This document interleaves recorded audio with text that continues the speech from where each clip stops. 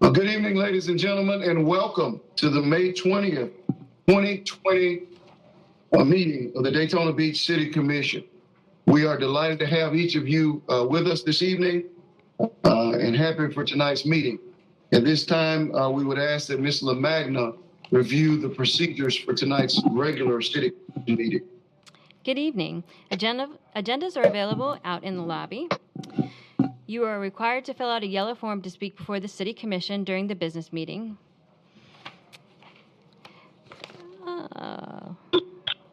Let's see, it didn't print out my instructions. I apologize.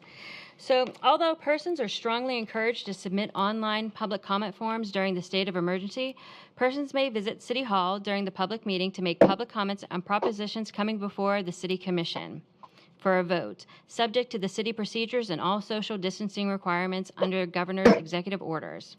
The Commission chambers will be closed to the public.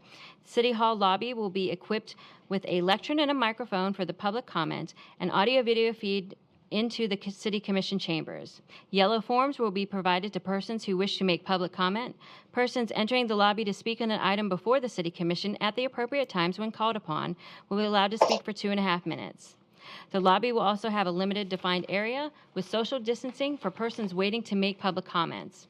In addition, the exterior entryway of City Hall will be equipped with a loudspeaker for persons waiting for permission to enter to make public comment due to space limitations in the lobby. Persons may also monitor public meetings from their iPhone, iPad, or other electronic devices on the city's website and enter City Hall for public comment at the appropriate times. Persons who have finished speaking or not intending to speak on the matter coming before the City Commission will not be permitted to remain in City Hall. All persons must comply with social distancing requirements while at City Hall, such as remaining at least 6 feet apart, and use of facial masks is encouraged to combat the COVID-19. You will be allowed to speak on items also under public hearings when those items are called. You'll fill out a yellow speaker sheet and be allowed to speak for 2.5 minutes. Disorderly conduct in the public meeting of the City Commission. Article 2, Section 6238 of the City Code of Ordinances reads as follows. It shall be unlawful for any person to behave in a riotous or disorderly manner in any public meeting of the City Commission or any committee, agency, or board thereof, or to cause any unnecessary disturbances therein by force, shouting, or any other action calculated to disrupt such meeting, or to refuse to obey any ruling of the presiding officer or such meeting relative to the orderly process thereof. All conversation must take place either at the lectern or on the dais, or virtually on the dais, so that everyone can hear the business being discussed tonight. Ms. LaMagna, may we have a roll call? Commissioner Gilliland. Here. Commissioner Henry. Commissioner Reed. Here. Commissioner Traeger. Here. Commissioner Delgado. Here. Commissioner May. Here. Mayor Derek L. Henry. Here. Okay. We'll go ahead and move on to item number 4, which is the approval of the minutes of the February 19, 2020 business meeting and the March 4, 2020 business meeting of the City Commission. So moved. Second. We have a motion from Commissioner May and a second, I believe, from Commissioner Traeger. All those in favor, let it be noted by saying aye. Aye. Aye. Those opposed, same sign. The motion carries 7-0.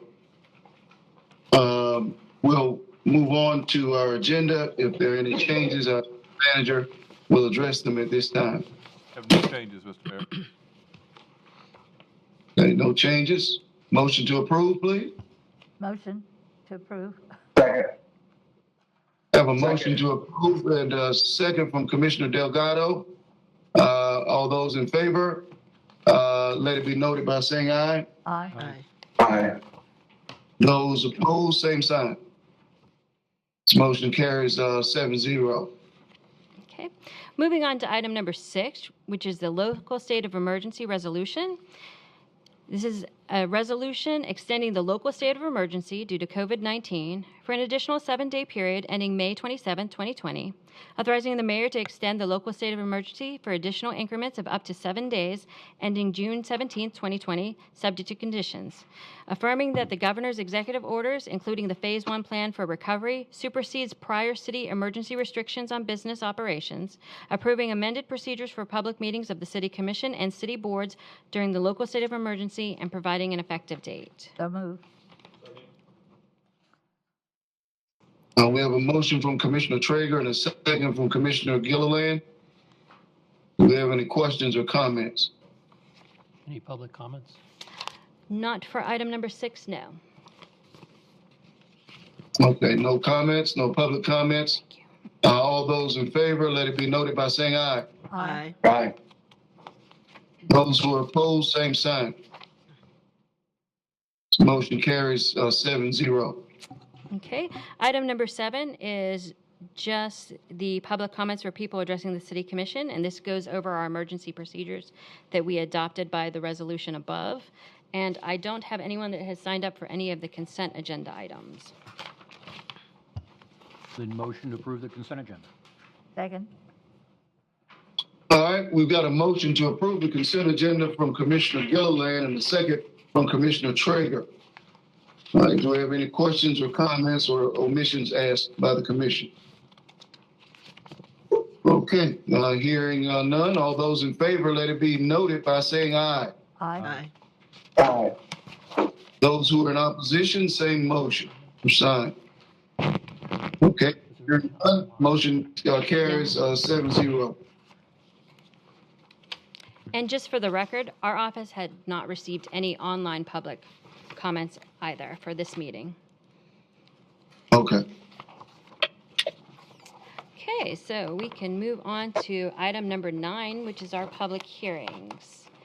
And item number 9A is the Development Administrative Services Planning Division, Tomoka Independent Living PD, rezoning First Amendment to the Plan Development General. This is an ordinance on second reading, quasi-judicial hearing. An ordinance approving the First Amendment to the Tomoka Independent Living Plan District Agreement, located west of Tomoka Farms Road and north of First Baptist Parkway, to reduce the minimum required caliper inches for the shade trees and small trees within the required scenic thoroughfare overlay landscape yard along Tomoka Farms Road, authorizing the mayor and the city clerk to execute the First Amendment, repealing all ordinances or parts of ordinances in conflict herewith, and providing an effective date. And it's been asked that this item be continued to the June 3rd, 2020 City Commission meeting. Motion to continue it. Second. All right, we have a motion from Commissioner Traeger and a second from Commissioner Reed. All those in favor of continuing, let it be noted by saying aye. Aye. Those who are opposed, same sign. The motion carries 7-0. Okay. Excuse me. We'll move on to item 9B, which is the Development and Administrative Services Planning Division, Daytona Beach Convention Hotel and Condominium, rezoning, Third Amendment to the Planned District Agreement. This is an ordinance on second reading, quasi-judicial hearing. An ordinance approving the Third Amendment to the Daytona Beach Convention Hotel and Condominiums Planned Commercial District Agreement, authorizing all hotel units previously approved for the North Tower of the Planned District to be developed as residential condominium units, authorizing the mayor and the city clerk to execute the Third Amendment, reserving city commission authority to grant future extensions to the project completion deadlines, repealing all ordinances or parts of ordinances in conflict herewith, and providing an effective date. So moved. Second. I'm not sure who made the motion. Gilliland and Reed. Okay, for a motion by Commissioner Gilliland, a second by Commissioner Reed. I do have, Do we have any I'm sorry, speakers? we do have Mr. Rob Merrill here on behalf of the applicant if you have any questions. Okay. Anybody have any questions from the commission or comments? Okay, no questions, no comments. All right, all those who are in favor, let it be noted by saying aye. Aye. Those who are opposed, same sign. This motion carries 7-0. Okay. Moving on to item number 9C. It's the Development and Administrative Services Planning Division, AAA Fence Small Scale Comprehensive Plan Amendment. This is an ordinance on second reading, public hearing. An ordinance adopting a small-scale comprehensive plan amendment in accordance with Chapter 163.3187 of the Florida statutes, amending the future land use map designation of 3.5 plus or minus acres of property located at the southeast corner of Orange Avenue and Lockhart Street from commercial, transitional, and retail to industrial local service, amending the future land use element of Neighborhood I to limit certain authorized uses of the property referenced above, repealing all ordinances or parts of ordinances in conflict herewith, and providing an effective date. So moved. Second. We have a motion from Commissioner Trigger and a second from Commissioner Gilliland. Correct. All those who are in favor? Well, yes, I should have. Just for the record, question. I do have Mr. Rob Merrill here on behalf of the applicant, if you have any questions. Okay. And no other speakers. All right. No speakers who have any questions? Comments from commission? Okay, no questions, no comments. All of those who are in favor, let it be noted by saying aye. Aye. Aye. Are those opposed, same sign? Motion carries 7-0. Moving on to item 9D, it's the Development and Administrative Services Planning Division, rezoning AAA Fence Plan Development Redevelopment. This is an ordinance on second reading, quasi-judicial hearing. An ordinance amending the zoning map of the Land Development Code to rezone 3.5 plus or minus acres of property located at 801 Orange Avenue from RDM5 Redevelopment Midtown Neighborhood Transition Mixed Use and SFR5 Single Family Residential 5 to PDRD Plan Development Redevelopment District, approving the AAA Fence Plan District Agreement to clarify the allowable uses on the property and to provide for additional buffers adjacent to residential areas, authorizing the mayor and the city clerk to execute the agreement, repealing all ordinances or parts of ordinances in conflict herewith, and providing an effective date. So moved. Second. We take a motion from Commissioner Reed and a second from Commissioner Traeger. And I do have... We have it. I'm sorry, sir. And we do have Mr. Rob Merrill here on behalf of the applicant for any questions and no additional speakers for this item. Okay. All right. Do we have any other comments or questions? Okay, hearing none, all those in favor, let it be noted by saying aye. Aye. Those opposed, same sign. Motion carries 7-0.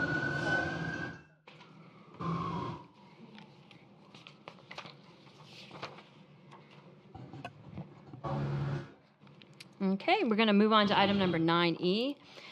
It's a Finance Department Water and Sewer Utility System Bank Loan, Series 2020. This is an ordinance on second reading, public hearing.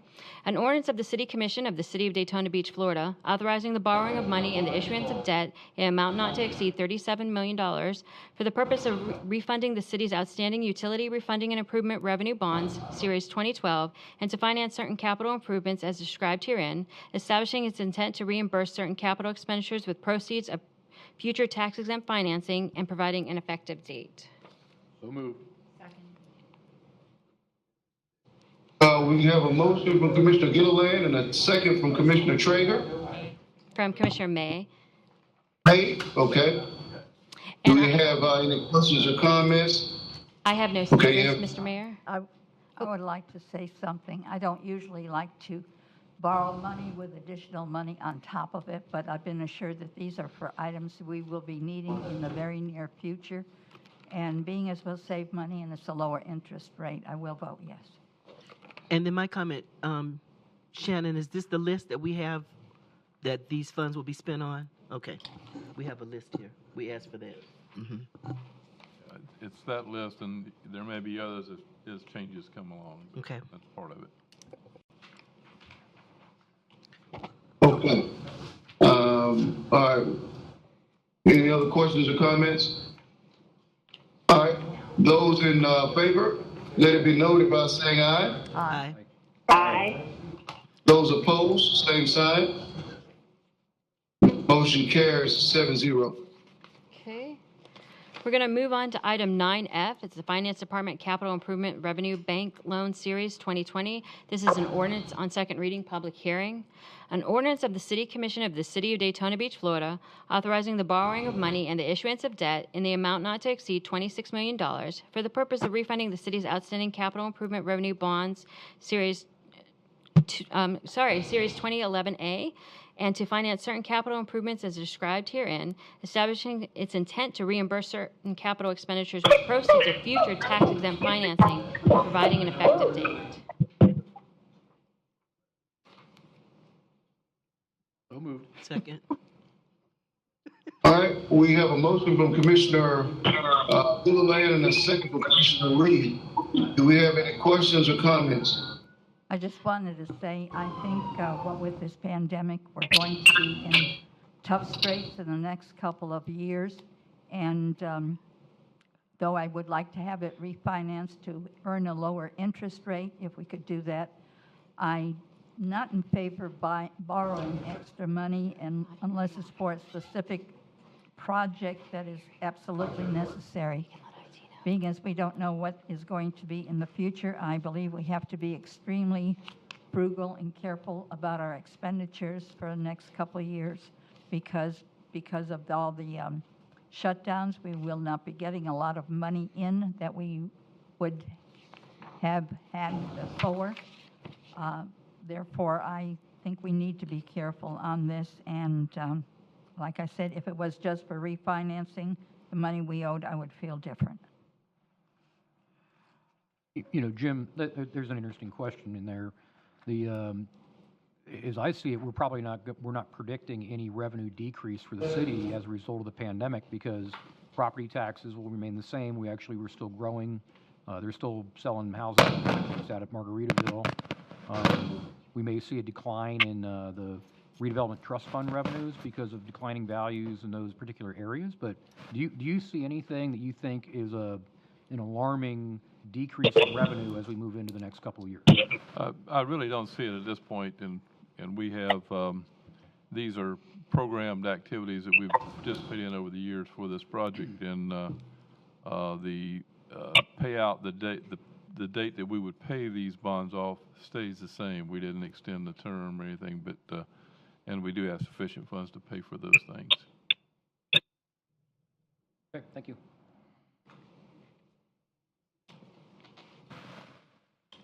All right, do we have any other questions or comments? Okay. All those in favor, let it be noted by saying aye. Aye. Aye. Those who are opposed, same sign. Aye. So All right, motion carries 7-0. I believe that was 6-1. Oh, 6-1, yeah, correct. My apologies. That's okay.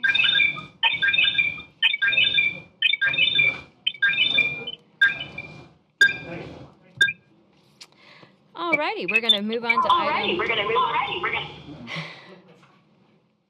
Hope I don't sound like that. To item 9G, it's a Police Department Amendment to Municipal Ordinance, Chapter 110, Record Services. This is an ordinance on second reading, public hearing.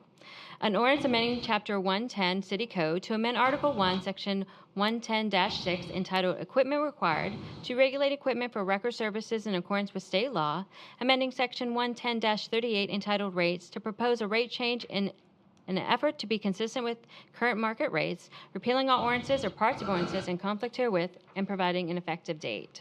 So moved. Second.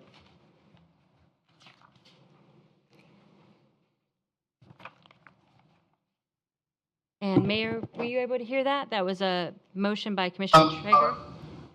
I did hear it. Okay. And we had a motion by, you said, Traeger and Gilliland. Correct. And we have a motion in a second. All those in favor, let it be noted by saying aye. And Aye. Hang on. Aye. for the record, I don't have any public speaking for this item. Okay, motion carries 7-0. All right, we'll move on to item 9H. This is the Development and Administrative Services, Williamson Crossing, Lot 1, Proportionate Fair Share Agreement. This is a resolution public hearing.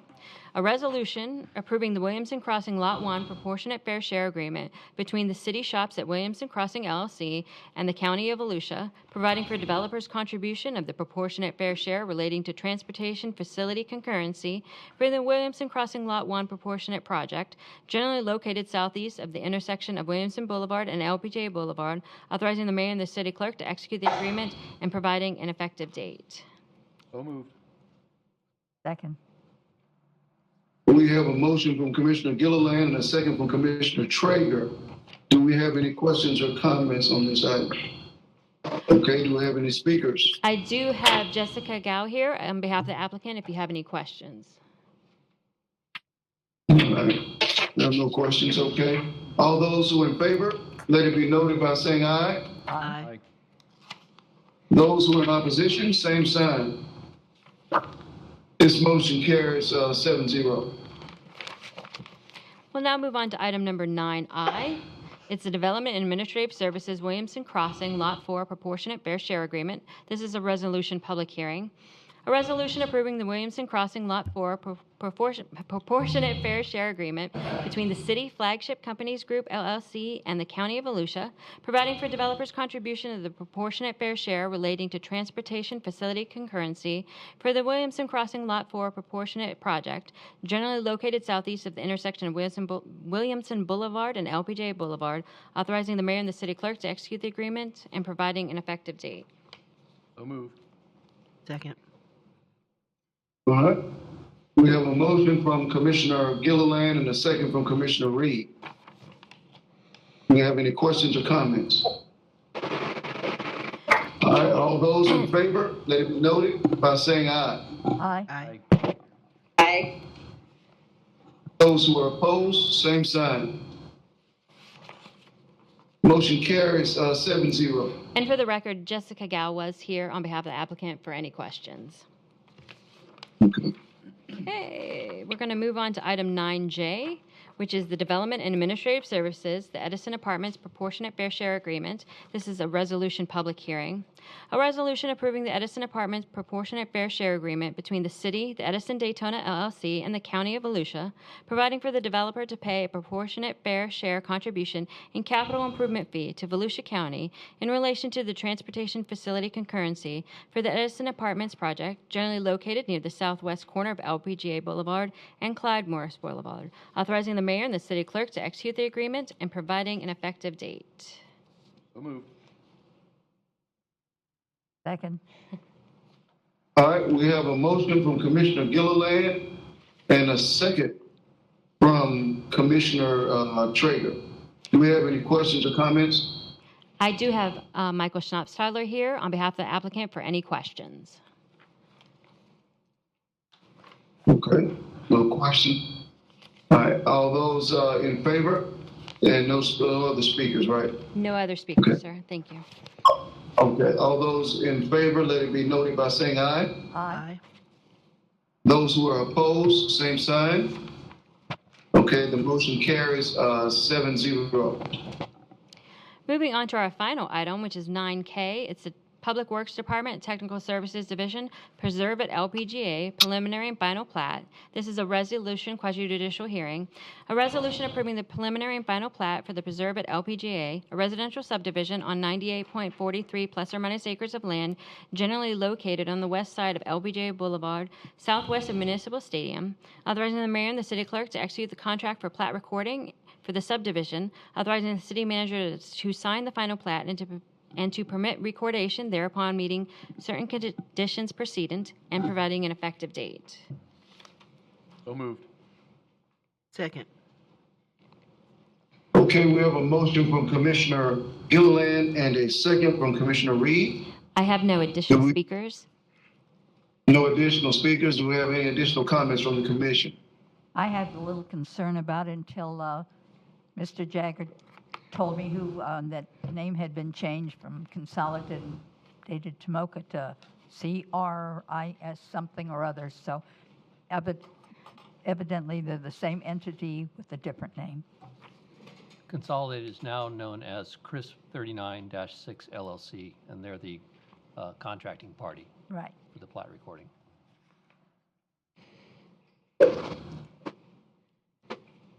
Okay, we have a motion and a second. We have no further questions. All those who are in favor, let it be noted by saying aye. Aye.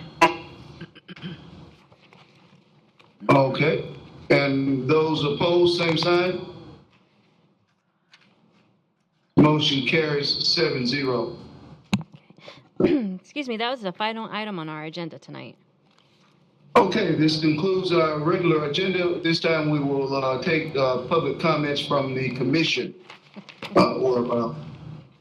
So we'll start with Commissioner Gilliland.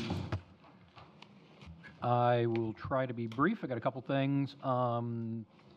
Just to point it out, we just passed another $455,000 of transportation dollars for that LPGA corridor with those 3 prop share agreements that we just signed off on.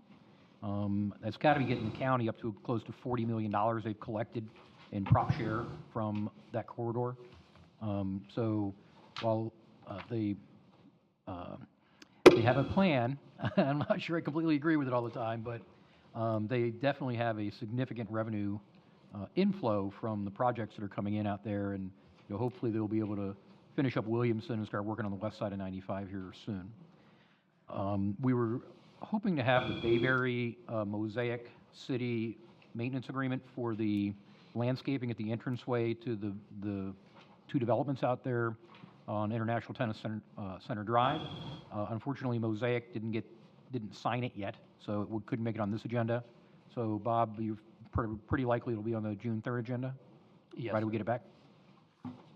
I got a couple of complaints from people over in the Boardwalk area about electric scooters, and I got, through the TPO, I got 4 sample ordinances that I shared with Bob and Jim today. I have not looked at them yet. They came in this afternoon. But Bob did kind of, actually, Bob, why don't you run through what you shared with me about policing? I'll be glad to. So this has been an issue which has been brought to legal's attention through the police department. Apparently, there's been an issue with these electric scooters Make sure that's being left around town. And as I understand it, it's sort of a swipe process that is right on the scooter itself that allows you to rent them and then leave them when you're done. So that sort of an operation arguably violates our code because it's not operated out of a physical business. There are some entities which apparently have partnered with this company out of California. And so we have approached those entities, and we've sent a cease and desist letter to that company in California to no longer operate in that fashion. What Commissioner Gilliland had forwarded to me today, which I've reviewed, are several sample ordinances out of other jurisdictions, both in the state and outside the state, which actually creates a permitting scheme for these electric scooters, electric bikes, and then those types of vehicles. Very slow rate of speed and would be treated sort of like a bicycle in terms of regulation. They're not a motor vehicle per se. And in general, those regulating schemes, as I said, was a permitting requirement, and along with that, various requirements such as that the company carry insurance and provide hold harmless and indemnification for the city, that they have docking stations, that they provide some sort of training and education to the riders as to where these things can be left. Obviously, they couldn't block the sidewalk or just be left out and about within the city. So I'll be glad to look into that sort of a regulation at your discretion and would await further direction. And I don't know that we need to go there yet, but the complaints I was getting primarily was that they go pretty fast and people riding on the sidewalks. There were several pedestrians that were struck, and then you also run into the problem, and through the TPO we've talked about this, that people just dump them when they're done, and you literally can end up with this pile of scooters. And bicycles are the same thing with the rental bikes, in the middle of the sidewalk, and you can't get by. So if we do choose to be something that we embrace, like a pedicab or something like that, I would recommend that we move forward with some sort of ordinance that allows us to have some ability to police the behavior of these entities. Juanita, were you gonna? I've been receiving the same complaints, especially along the beachside area. The other side of this for me is I'd be interested to see what you could pull up, because we are going into a more kind of alternate vehicle, alternate mobility, being different transportation friendly as well. We have different trails and whatnot that we're building to help support it. I'd like to know exactly where they could use these and what you can come up with. What I can do, if it's okay with Commissioner Gilliland, is I'll forward his email to me. It's got the sample ordinances. One is from Orlando, one's from South Florida. Like I said, a couple out of state, but I'll be glad to forward those to the commission, and we can follow up at a public meeting as to further direction. I'm just curious, could we actually say that there are areas where it's walkable and not sort of using these scooters there? Could we have areas that are just for walking and areas we have to say it's open for everything? Yes, you could certainly create a Oh. zone where they could operate or not operate. That would be appropriate. Yep, the problem with that is when it comes to regulation, most of the people are new, they're tourists. No matter how much training they receive, is never going to be adequate to sufficiently have them govern themselves according to the rules that we put in place, such as that. I've received several complaints also, and am more in favor of coming down with some form of regulation that meets our community standards. So I look forward to reading and seeing what has been presented to Commissioner Gilliland and what he has. Just this week, there was an email sent from FDOT, and they have a mobility week coming up. So I reached out to them.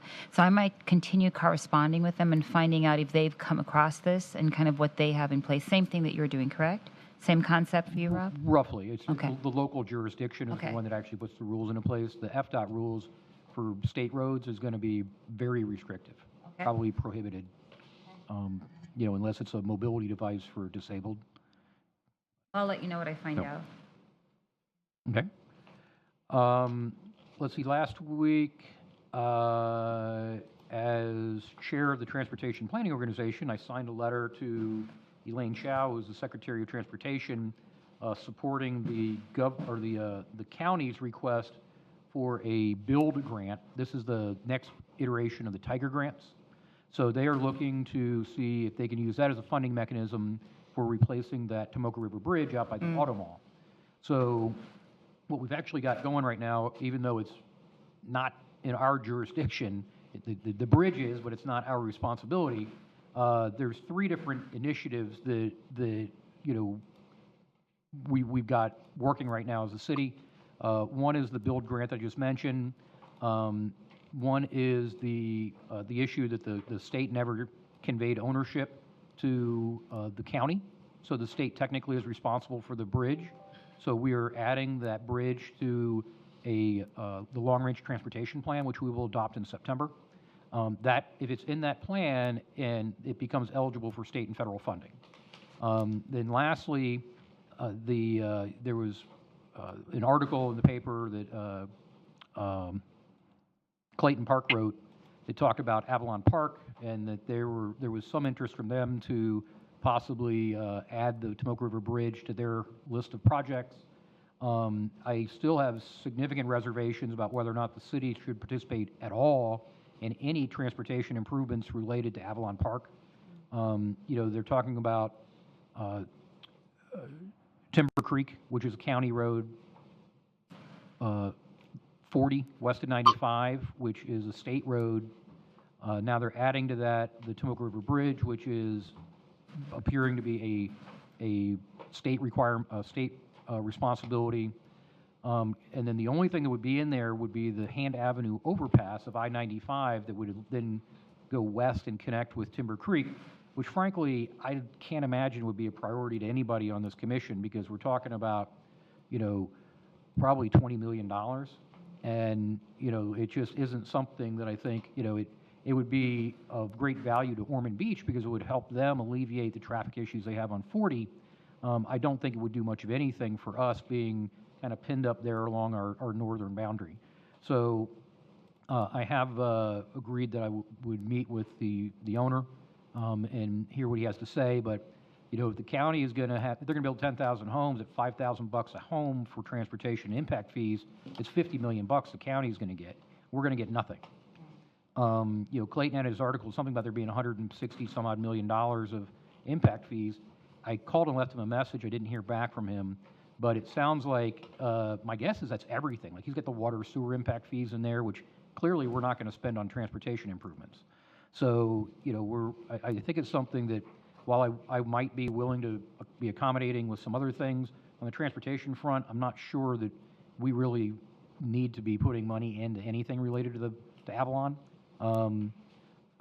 We have a Parks and Rec impact fee. If they're going to build parks up there, maybe we could do something to rebate some of that money to them.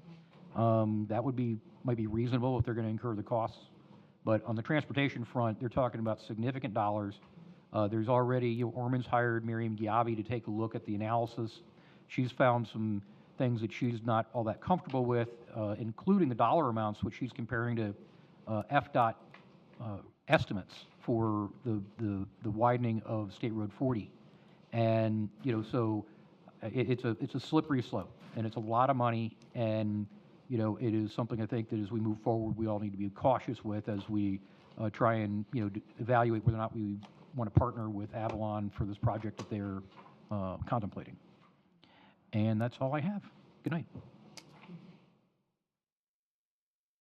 Thank you, sir. Commissioner Henry?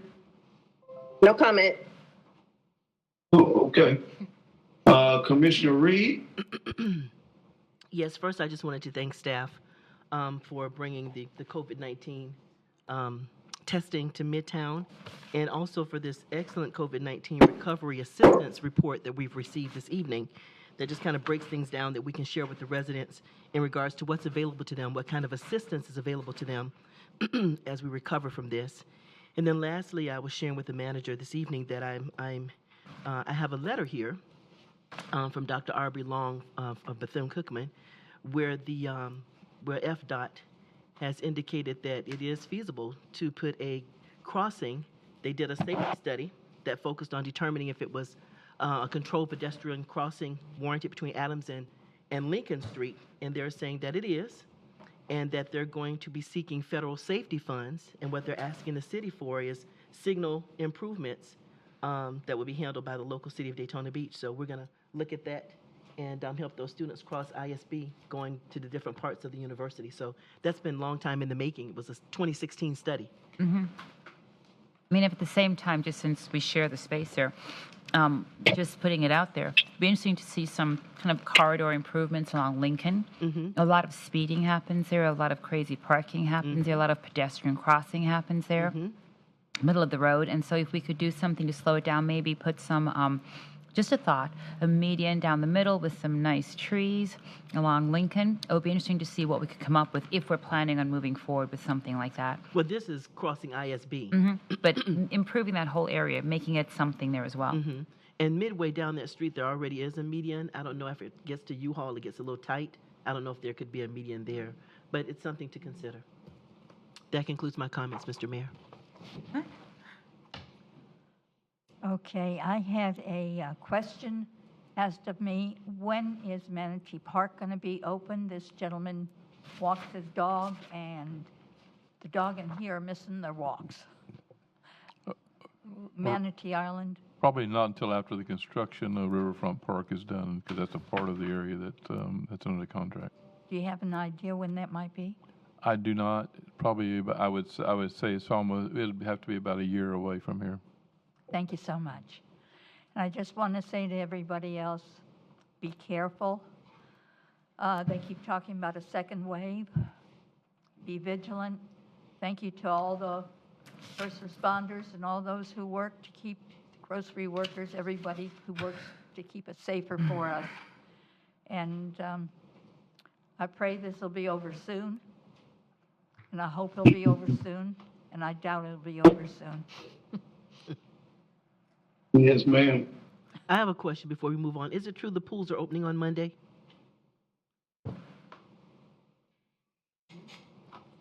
Which pool? Our pools. Right now, we're evaluating a city park plan on when to open individual parks, making sure that safety remains a key component of that. As far as the pools, we're hopeful to target June 1st, if not earlier. They're just making some final improvements to the postings and what the policy will be. June 1st, if not earlier. Thank you. Okay, Actually, Mr. Mayor, Commissioner. I have a question for the chief on that. So that would be open for essential activities like swimming, right, but not for sunbathing? That's correct. CDC guidelines, they have information dealing with pools. You still want to maintain the distancing. We might pull in the public furnishings, not to encourage gathering of parties of 10 or more. So strictly a swimming event for your exercise. 'Cause I think when we do that, I think we're going to get a lot of disgruntled folks that want to go and enjoy the outdoors. So just, we are still under an executive order for shelter in place, and while there's a little opening that has happened, we're a long way, as Ruth just pointed out, from this thing being done. And this also, 50% capacity along with the distance Yes. would be a component of this. Okay. Yes. My inquiry comes from the coach of the swimming team. So it wouldn't be for recreational, it would be for sporting. Yep. Okay. Commissioner Delgado. Good evening, everybody. I don't have a lot to say, but I just want to echo Commissioner Traeger's comments and some of the others that I think, we have to be mindful that there may be a second wave of all of this, and I start to see businesses reopening and restaurants reopening, and I think we have to temper our enthusiasm to rush back to life as it was before the COVID-19 pandemic, with the recognition that I don't know that we'll ever be able to entirely go back to the life that we had before COVID-19. I think that there's probably going to be some permanent changes or some long-lasting changes as a result of this, and I too am very mindful that everyone is talking about there being a second wave, so I think we as a city have to continue to be vigilant. We came through this mercifully far less scathed than we could have been, and with far less damage than we could have had. But I don't want to to celebrate victory too soon and not keep our guard up, because if we have a hurricane season combined with a second wave of COVID-19, we could really have a completely devastated local economy and a completely devastated citizenry. So I just want to, not continue to be, I don't want to be doom and gloom, but I still think the situation bears very careful watching, and citizens really need to exercise all the restraint possible to continue to make, cost benefit analysis before every decision. Just because you can go back to restaurants and just because you can do things doesn't necessarily mean that it's smart or that you should do things, particularly for people who are at risk or in the certain demographics that are particularly vulnerable to COVID-19. So that's really all I had to say. Good night, everybody. Yeah, thank you very much, Commissioner Delgado. Everyone hear me pretty good? I'm had a lot of feedback the last 5 minutes or so. Yes. Okay, very good. I want to first commend our staff. You skipped a Commissioner May. Pardon? You skipped Commissioner May. Oh, did I? I'm sorry. Commissioner May, I guess it goes all the way around. All right, go ahead, Commissioner May. Thank you, sir. I was wondering if Chief Driscoll was going to get a few moments at the end. I'm not sure if he will have the time at the end to talk about this. Commissioner Reed commented on this. We asked for this last week, if we get an update from him. I'm not sure, do you want to do it at the end, Mr. Mayor? He has a complete update of what's been going on that we've been working on in the city. Sure. Well, would you like to do it now, sir? Yeah, you should do it now. Thank you.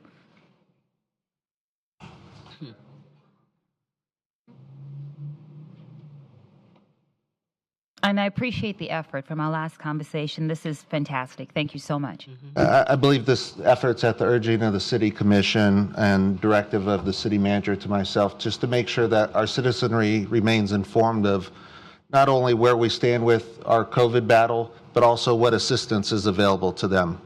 Just to kick off real quick, currently there's 618 positive cases in Volusia County, 33 deaths. That's a 3.8% positive rate, which we continue to see a decline. Within Volusia County, we've tested over 3% of the population. At Midtown Center, the City of Daytona Beach, in partnership with the Florida Department of Health and Florida Division of Emergency Management, we established a walk-up site that could handle 200 COVID tests each day. We are open from 9 to 3, closed on Mondays. This is the shallow nasal swab, so it just enters the bridge of the nose. It doesn't stab you in the brain or anything fun like that. Great compliance. If I had to guess, I'm saying 70 to 75% of the participants have been from the City of Daytona Beach. I think we've really focused on the demographic. We are trying to get tested. I wish hopefully a lot more young people come out. We've partnered with the NAACP, the Black Clergy Alliance, the minority elected officials of Volusia County, trying to really put the word out there. Ms. Slater with the NAACP, she has walked MMB, Dr. Mary McLeod Bethune Boulevard, trying to drum up business. We have flyers posted at Bethune Grill and other businesses along the boulevard. So that is our COVID testing effort. It is going very well. If I did not mention, that is 843 tests have been completed in a 5-day period. That's fantastic. If I'm betting man, I would have lost. So very positive results. Very good. From a COVID assistance, recovery assistance effort, the city has lots of partnerships with the county, with the state and federal avenues to bring assistance to our community. Right now in the City of Daytona Beach, we have the rental assistance program that is administered through Don Gooding and Community Development. Can you turn on the slide? Sorry. I want to make sure the community has all this information. Oh.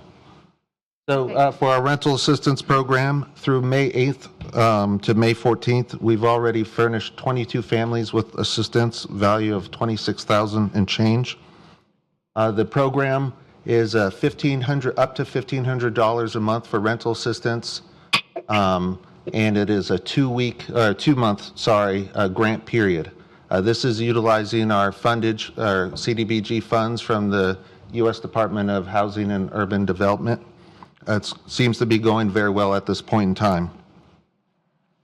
Secondly, we have our mortgage assistance. This is actually through Volusia County utilizing the CARE Act funds that came from the federal government, thanks to the population of City of Daytona Beach contributing to that number.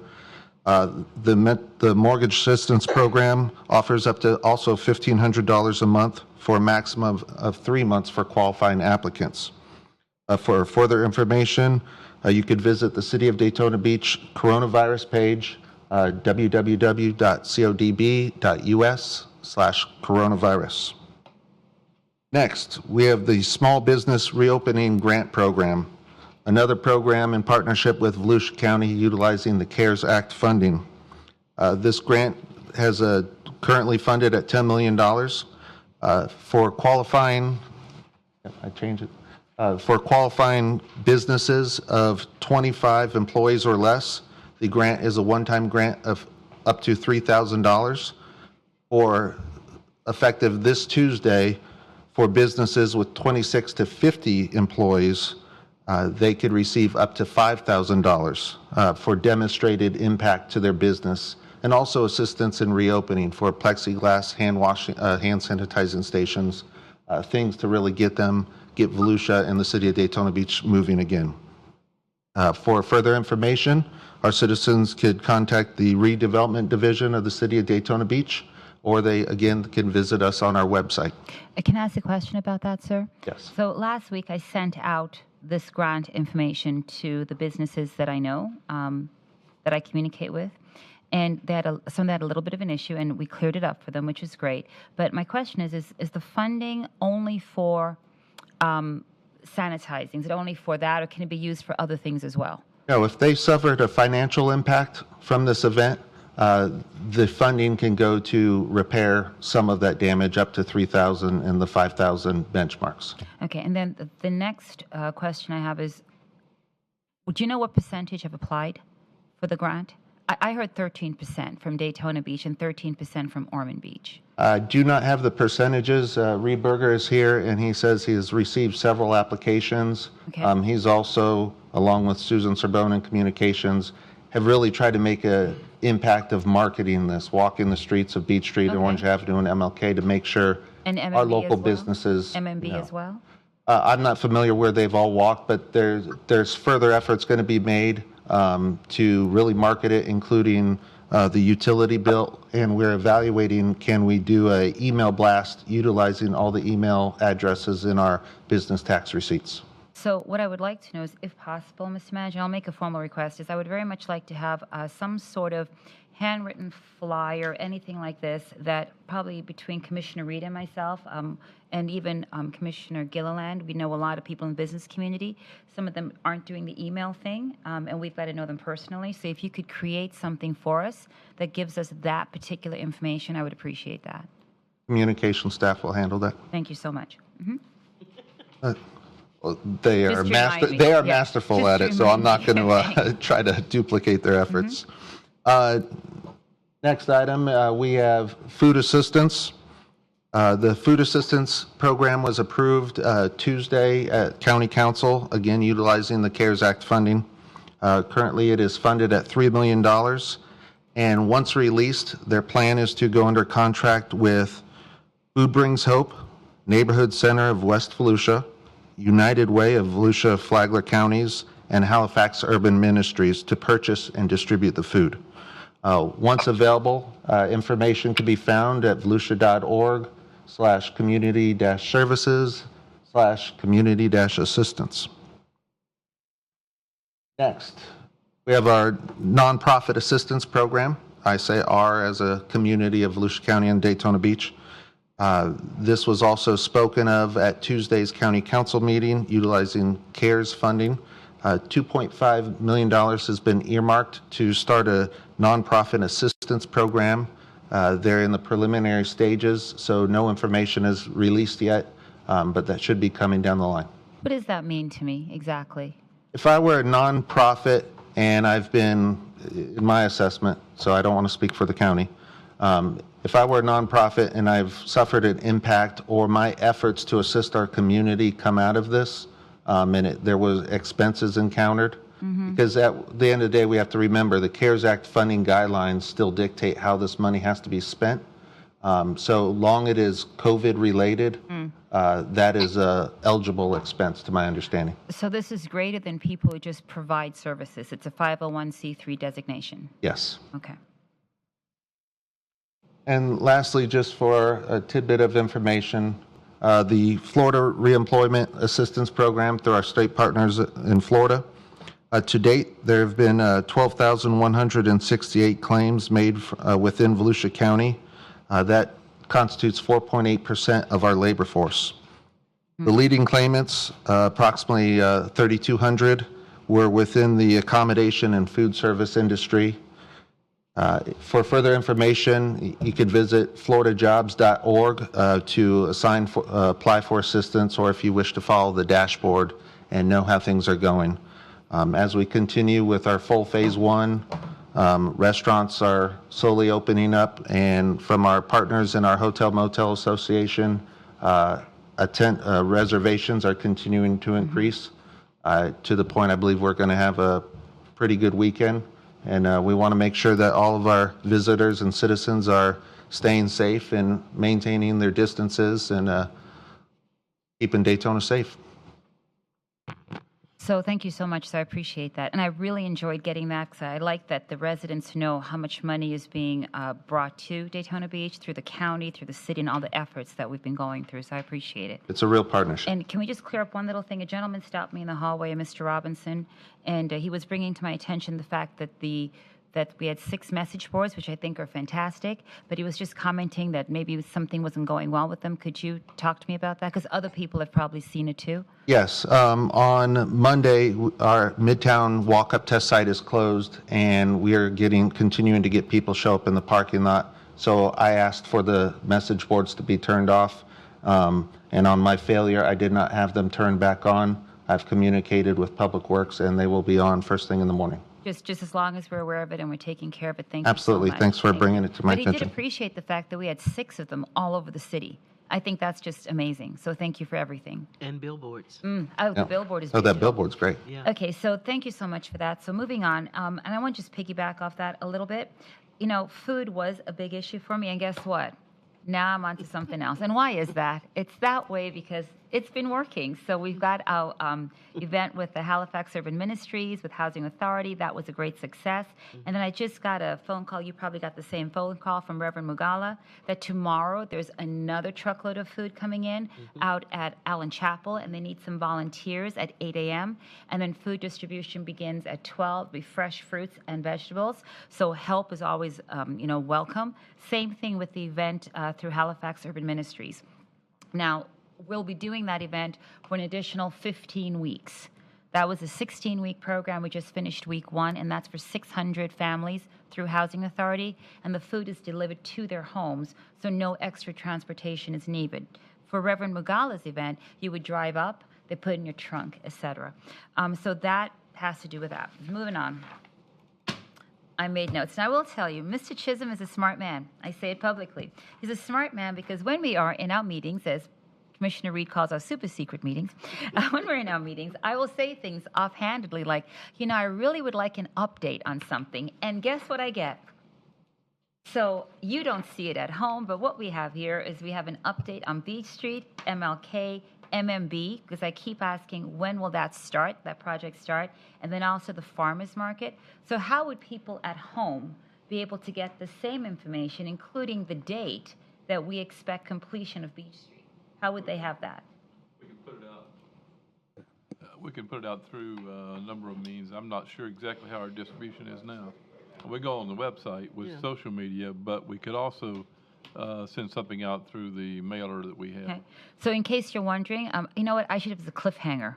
Go and look and find out when Beach Street is actually going to be open because we have a completion date, and that date, I will tell you, is set for October. With regard to MMB, Commissioner Reed and I were at meetings, and I would like to know how are we planning on doing, it says you're ready to bid public meeting, right? So I'd like to know, when are we going to have a stakeholder meeting? Do we have a potential date? Will it be virtual, I'm guessing? And how would we let people know about this? And this is for the MMB landscaping. We'll be setting it up. We just haven't got it set up yet. But would it be virtual then? No, it will. Well, Ah. right. It may have to be virtual. Uh-huh. I can't think of any other way Right. to do it. And so, keeping that in mind, here's my next question. Not everybody is going to have equal access to internet and or a pad or a tablet or a phone. So is there any way that we can do this outdoors? Do you have any ideas of how we could have a public meeting outdoors, sir, to kind of make it accommodating? We could send it through the same means. Everybody gets the utility bill. We could send it. What would we be sending? A copy of what's proposed and ask for comments. Commissioner Reed? What are your thoughts on that? That's one way to do it, but I do believe people still like live Right. interaction. What are your thoughts on an outdoor event? Maybe by Daisy Stocking Park and we social distance everybody? Sort of like we do when we did the movies out there. The We movies. projected on the screen. And how did we get those done? I'm just curious. Did we We had a own that blow-up equipment? screen, That's such a good idea. and we have more than enough room to spread people. Do we own that, Mr. Chisholm, or is... Yes, we own that. I don't. We own the equipment. We own Dixie's. Yeah, we'll. All right. But we, if there's equipment, we can get it. That's Okay. not an issue. So maybe when we do, it's just a thought, just to make it equal access for everybody in the community, maybe come out to an event there and they can do something like that. Okay. Regarding MLK, are we still marketing the businesses there to let people know that they're open? Because I was down there this week, that they're open, ready for, are we doing anything? I didn't Pardon see me? anything. I was there today. I don't think we haven't done anything recently. We did some before this COVID thing started. We were working on it, but we can get back out again. Okay. And so keeping that in mind, Magnolia, the farmers market, I see people working on Magnolia. When will we start kind of advertising that again? How is it going? Because we haven't had a meeting. I think the date is sometime in July is when we should be through and they could be using it. It may be quicker than that, depending on how fast we can get some of these some of the FP&L stuff done. Okay. That's one of the So things. it's information like that that you're going to find on our Public Works update. Those are the kinds of things that I think people are intrigued by. So let's go. I'm so glad we're having a meeting. It's been rough not having these meetings. So here we go. A couple of issues for me, sir. Could I please get an update on golf carts that are on Beachside, on Ocean Drive, who are soliciting people walking by and then getting them to go to Ormond Beach? What can we do about this? This had to do with timeshare rental? Yeah. No names will be mentioned, just the act of soliciting business. That's all I care about, is soliciting business on a corner or midway on a street, giving people something in exchange for something else. Right. So the city does not allow this sort of off-site solicitation. We've been in contact with the police department and notified them of the violations. So presumably they'll start enforcement. And is that part of our panhandling ordinance or not? Is it separate? It's part of the same section. It's not panhandling per se, but it's part of our solicitation ordinance. Okay. So hopefully we'll get something going there, because I have a few concerns from my merchants down in that particular area. As it relates to, so all of my little updates, Mr. Chisholm, you beat me to the punch, including my completion date of Beach Street. My advertising is there. I would like to have an update, if at all possible, or I'd like to hear about the short-term legal rentals, the position that the county took at their meeting yesterday. Did they take a position? Yeah, we just got a copy of the letter that they have sent to the Florida Department of Business and Professional Regulation concerning a proposed plan for reopening short-term vacation rentals. And we really haven't had a chance to go through it totally, because we just got it. And but it seems to have an opt-out if we would want to opt out of this program. It's a countywide program, including incorporated areas. But it has some unique provisions, something about they could only have short-term rentals in areas that are currently permitted for that purpose. Okay. So it's something we'll have to look at and get information. But for us, we have those areas, Yes, meaning we do. so we're compliant with that, Yeah. right? So I just want to be clear. So the illegal rentals, they're still illegal, correct? Yes. So this does not change anything. Short-term rentals are prohibited currently under the governor's executive orders. Okay. What the county has done, pursuant to the most recent executive order from the governor, number 2123, is submitted a plan to the state to allow for reopening. Okay. And of course, the reopening would only be in those areas where they were already legal to operate. So, I've given this some thought and I called around a bit, and my position is that, again, I am not opposed to vacation rentals, short-term rentals that are legal and that are in legal areas and legal zones. But I will continue to be opposed to illegal activity. And for me, that applies to rentals or homes in areas that it's just not part of zoning for that particular area. So is that something that we have to take a vote on, discuss, decide upon? Because the people who are legal are legal. So I'm not sure. Is that something we have to research some more? There's some things we'd have to look at this to see if this in fact impacts our exemption under the law. All right. And we really haven't had a chance to get into All right. that. No worries. Okay, so just when we do. Okay. So that's that there. Moving on, I wanted to say thank you to Pierre Lewis. I'm not sure if he's out there, and then Ted Hornadecki, and then also the Alpha Phi Alphas, because they came out along with First United Methodist Church of Ormond Beach. They came out and they actually helped quite a bit with our food bagging process, and we're doing it every single week. So I need volunteers on a weekly basis. Two more things. One of them is that Campbell Middle School is having a graduation next Friday. And I'm going to write a personal check to them because they need some funds. They would like to do something for the students. So I've given my money to Housing Authority. So if any commissioners want to contact them, you're welcome to. I'm going to give them some money of my own because they would like to do some sort of a graduation, something for the 8th graders. It might involve T-shirts and confetti and balloons or whatever, but I'm going to write a check. So there it is. Anybody else who wants to contribute, feel free to drop by the school. And then here's the big question. Mr. Chisholm will be leaving us at some point. Since I have never been a part of a process, I would like to know, what is the process? Is the process that we form a committee? Is the process that we just hire somebody to do some research? I don't know what it is. So Commissioner Gilliland, I'm going to defer to you. What I can tell you is it's hard to find anybody that was here back in 2003, 2004 when the selection was made for Jim. I got on the commission in 2005. There was a committee. There was a headhunter hired. Advertisements were put out. The headhunter came in and basically got rid of the ones that didn't meet the minimum qualifications. Got it down to I think it was about 12 or 15. Then there was a committee of people that went through there and brought it down to a handful.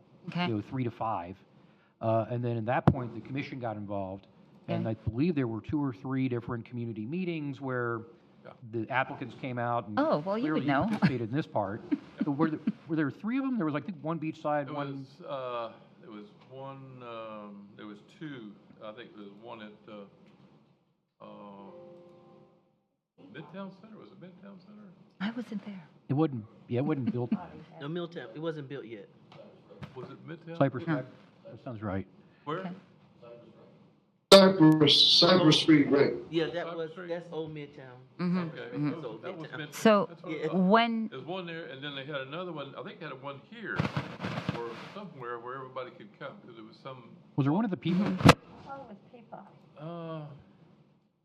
don't know, I don't remember. so given the fact that we're unsure, we're already 9 months in, right? I'm looking at the clock and I'm going, we're 9 months in right now. So I would like to know who do we defer to start setting up an agenda, thinking about a committee, thinking about how are we going to mobilize people to come out and have participation in this, to have some representation or I'm hoping that the community is involved in just some of the process there, but definitely the committee, how long it takes us to get that together. And I'm wondering who manages that? Is that a staff thing? Is that a commissioner thing? How do we work it? The committee is yours. Okay. You all have to decide how you want to set it up. How do we feel about a committee? Was that citizen-driven committee? I think what they did was each person, I'm not sure if there was 7 people or not. I think kind of everybody put a nominee on there. Okay. And they were trying to find representatives, like John Graham was on there. And John lived in Ormond Beach. So, Okay, it so- was, Okay, so but he was Can- president of Daytona International Speedway at the time, and it was somebody who was a representative of the business community. So I think that, I don't know that it would be a great idea to say we're going to do this by 1 per zone, but to kind of come up with classifications like, we want to Okay. have, residents, we want to maybe have clergy, we want Sure. to have business community. Sure. I think we need to have a conversation about what. Do we have a template we can use that you're, go ahead, sir. Let me just kind of the way, I think the committee actually participated with the consultant, Mm-hmm. in the selection process, because I You're know gonna give us some I consultants. got calls, and they interviewed me on the phone. Several members did, and then I came here, and that's when they had the community meeting. And over a course of 2 or 3 days there, I was at various places, meeting with the community and the committee at that. Okay. So, we get to design this. Is that what I'm thinking here? And I think that the concept of if we have too many committee members, it's a lot that goes on there. If we go 1 per, that's something. And I'm not sure, does the mayor get an extra person because it's the mayor? But we each get 1, but we've got to have what are our thoughts? Well, what they're going to do is look through, let's say they get 100 applications and the consultant gets it down to 15. What the committee's going to do is take that 15 and bring it down to 4, give or take. Okay. And then at that point is when you really go out and start really engaging the community and having, meetings at the Peabody or wherever. Sure. So folks can come in and start questioning the applicants. Mm-hmm. And when you got it down to that sort of best and final, Okay. it seemed like a reasonable way to kind of cull it down from, a Sure. large number of applications to, a more manageable number. Okay. I So, think we need to start vetting headhunters. yeah. So, Well, that's kind of the first thing you do. Mhm. We, and I've asked them to put together a solicitation for headhunters to be presented to you all for consideration. and so, I've started that for you. okay, when would that, so we should receive that That when? shouldn't take long, within a week or so, we Okay. should have it out, and then it'll take, I don't know how long it'll take, But Jim, how long it take you to get some in there?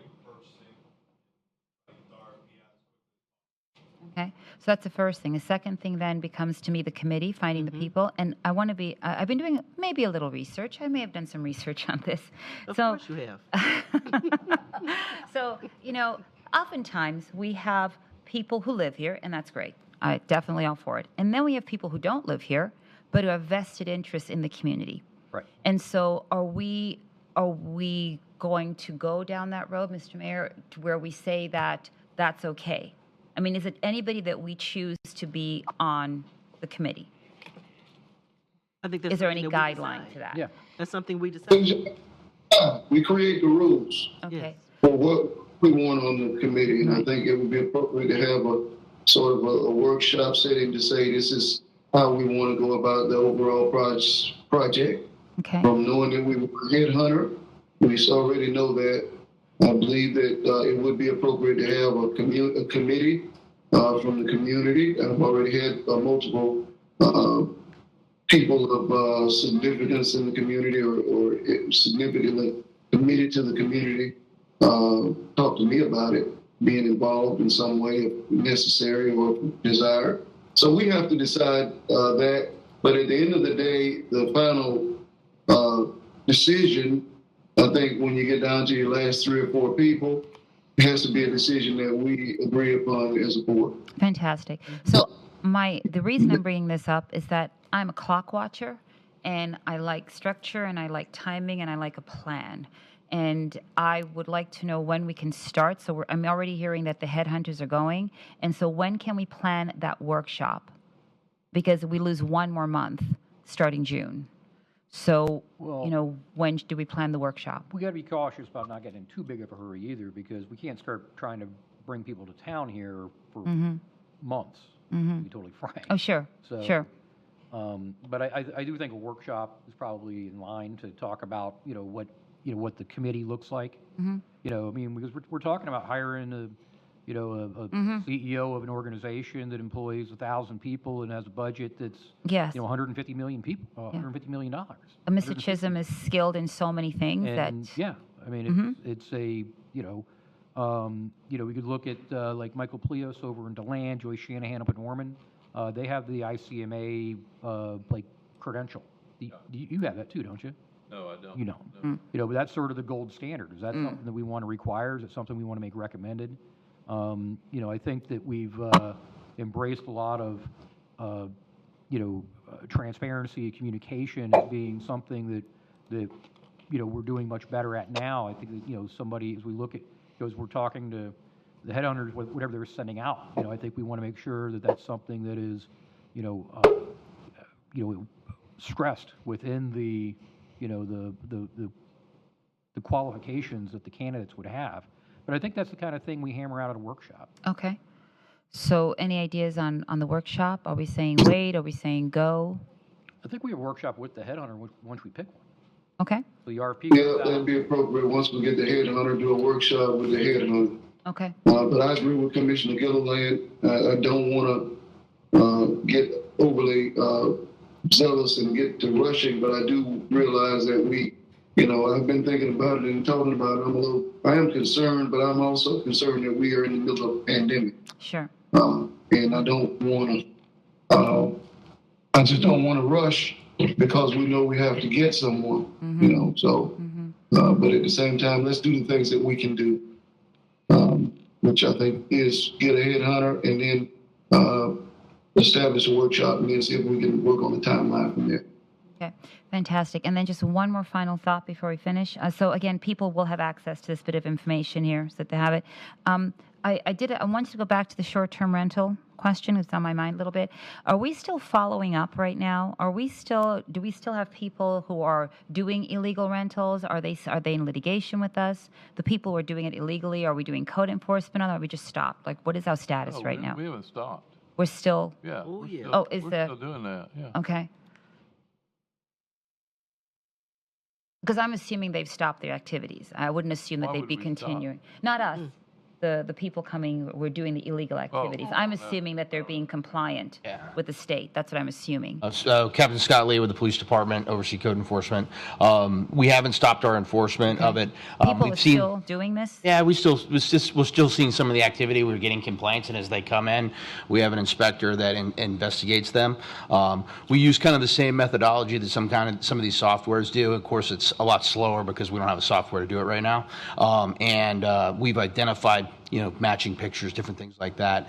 We have an uptick in those types of cases, short-term rental cases, which are zoning cases, when they go in front of the magistrate, as well as our long-term rental cases. It's so much of an increase that we actually added a second magistrate to the monthly rotation. So that's going to probably start when we start our magistrate meetings back up, which hopefully next month. Wow. Well, I'm glad we're still enforcing our code. That's right, fantastic. and it's the same methodology, asking for those fines, setting the tone, trying to hold those folks accountable for those areas where they're not supposed to be doing. Yeah, I'm just surprised people are still doing it, even though we have a governor's order against all of it. Right, and we're documenting that it's occurring during that time frame. If that's the case, and what happens? We're adding that into our case. Well, it's really, I don't know that it'll change the outcome of the magistrate, but it'll be one more thing that will stack against them. So, obviously they shouldn't be doing, a lot of these, they shouldn't be doing it at all, period, during this time. Most of the ones that we come across are that they should be doing it at all. But during this time, it's just another thing to add against them. Okay, well, thank you, sir. I appreciate your efforts. Captain Lee, before you sit down, thank you for the demolition on Adams.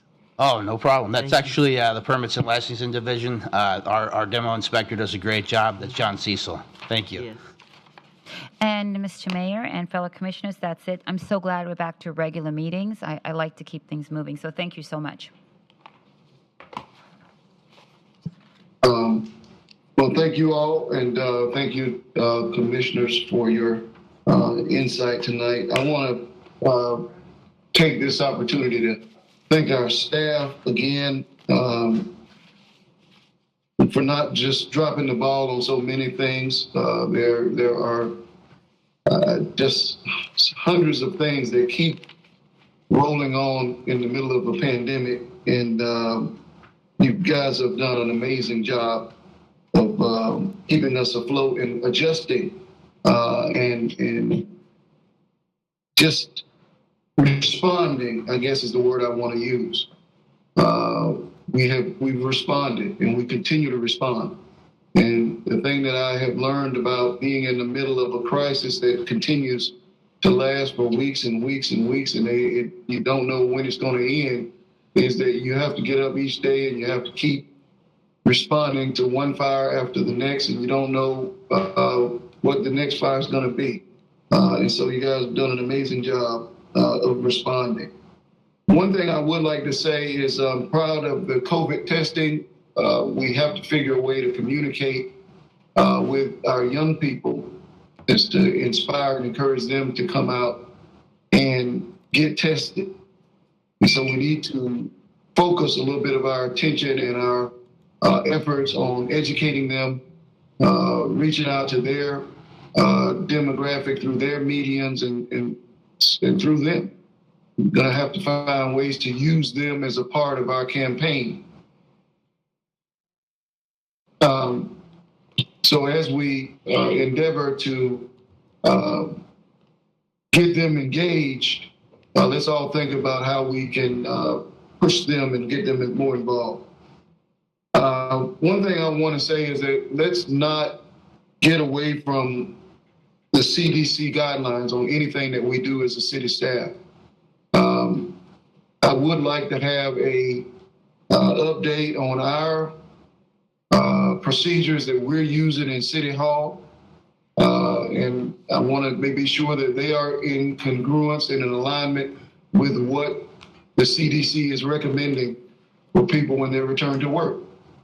We want to make sure that our staff is safe and feels as safe as possible when they are in their work environment. And we want to do all that we can to ensure their safety. I am concerned about the event that transpired in DeLand. Won't call them copycat, but we have young people who are aspiring to,